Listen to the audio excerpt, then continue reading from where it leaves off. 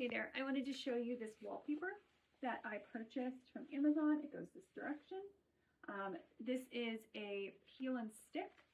So the back side has grid lines. You can see those. So you can easily measure what size you need to cut out.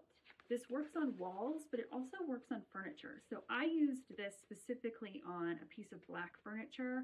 I cut out the shape that I wanted, and then I was able to stick it to spray painted wood, and it gave it a really nice pop as background.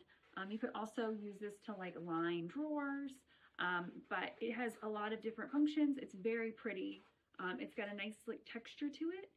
So it's not perfectly smooth, but the texture on it, you can kind of see the shine in the light to get that texture. But it's great wallpaper. It's really nice quality.